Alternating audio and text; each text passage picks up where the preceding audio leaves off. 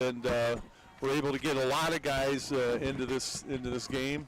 A chance again to put some scoring on the board, and you guys did a nice job once you settled down. Yeah, which took us a while, but that's okay. I thought,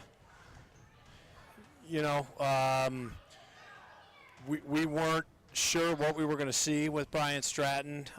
We had prepared for zone. They had showed a lot of zone coming into the game. So I think our guys were a little caught off guard.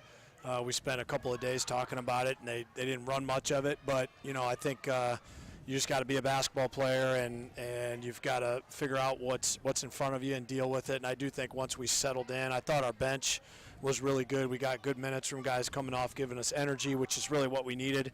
And then I kind of took it from there. Coach, I thought Jake Bertimus really did a good job because you were throwing up so many threes early in the game, and then Jake took over and started driving to the bucket, and that's when the lead started to expand. And again, you talk about your bench tonight. You had 13 players score out of 17 that played tonight. Yeah, well, we've got good players in our program, and those guys compete every day in practice. They work hard. They want to play too, and I think that's the benefit, for us coaches, having a lot of good players, makes for a good team. But it doesn't surprise me at all that those guys came off the bench and executed and played well, made shots. We see it every day in practice, so it's fun, and it feels good to give them an opportunity to get out there and show everybody else what they can do. Coach, the stat that jumps out is the assist. You had 20 assists, and again, it goes back to the unselfishness that this team has. Even your third string came in, a couple guys willing to give it up when they probably should have taken shots. But again, a tremendous job to have that many assists. And I thought Connor, even though he had 8, had led with assists. I mean, he was always looking for someone, and I think that's something you got to be proud of. Absolutely. Again, I think that really speaks to the guys right now. They're competitive kids. They want to win more than anything. They all would love to play more. They would all love to score more, which is human nature. But at the end of the day, they really want to win. They make the right play, which is really all we ask them to do, is play really hard and just make the right play. If there's a teammate open, let him have the ball, and you trust that he'll do the same for you at another point. So, fun to watch. Yeah, late in the game, talking about that, Garrett Pumphrey made a great assist, great play. Again, was one where you think maybe he goes up, and he made a great pass. They stormed. By the way, Connor Seipel led the team in rebounding. Maybe didn't get his double figures up. He still had 8 points, and he had 4 assists also.